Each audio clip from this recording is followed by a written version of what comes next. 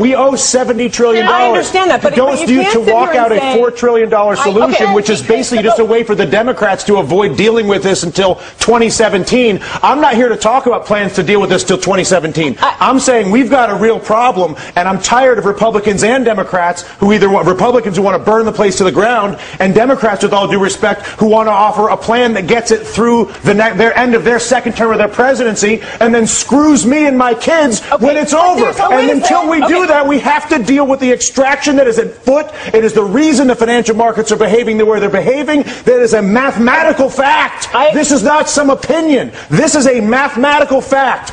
Tens of trillions of dollars are being extracted from the United States of America. Democrats aren't doing it. Republicans are not doing it. An entire integrated system, financial system, trading system, taxing system that was created by both parties over a period of 2 decades is at work on our entire country right now. And we're sitting here arguing about whether we should do the $4 trillion plan that kicks the can down the road for the president for 2017 or burn the place to the ground. Both of which are reckless, irresponsible, and stupid.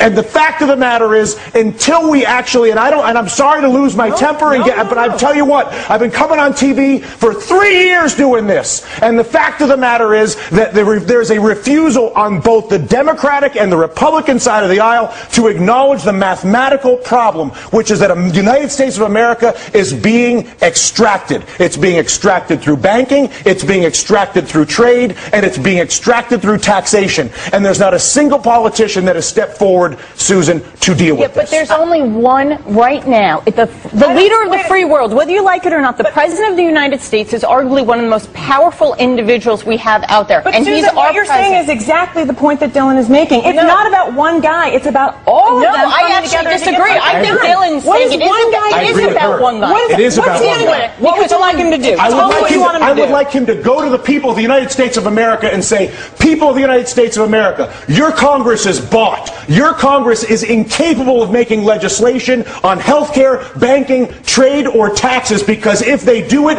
they will lose their political funding, and they won't do it. But I'm the President of the United States, and I will have a country that is run by a bought Congress. So I'm not going to work with a bought Congress and try to be Mr. Big Guy. I'm working with the bought Congress. I'm going to abandon the bought Congress like Teddy Roosevelt did, and I'm going to go to the people of the United States and I'm going to say, you've got a bought Congress. And until we get rid of the bought Congress, which is Jimmy Williams' constant point, which is get the money out of politics, and until a president says that's the problem and says he's going to fix it, there is no policy that I can possibly see, no matter how brilliant your idea may be, or your idea, or my idea, or her idea, or your idea at home, is that idea will not happen as long as there's the capacity to basically fire a politician who disagrees with me by taking funding away from him. Is that a fair assessment?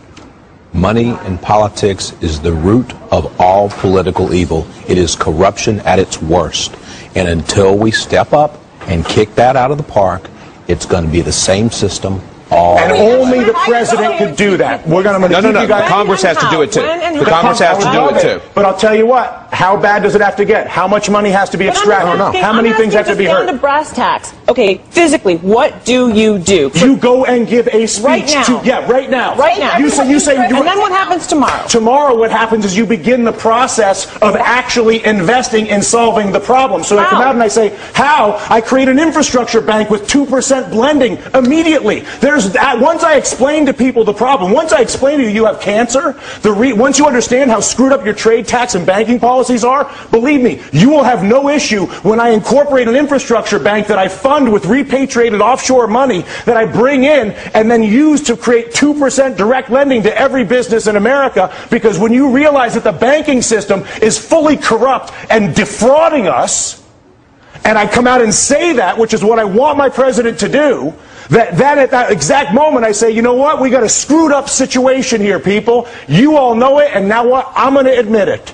And as a result, not only have I admitted it, but we're going to begin the process of solving it like grown-ups. They did it in World War II. They did it after the Civil War. They did it in Latin America with the Brady Bonds. We are not seeing it happen now. The panel stays a little more emotional than I anticipated getting at work this afternoon, but what am I going to do?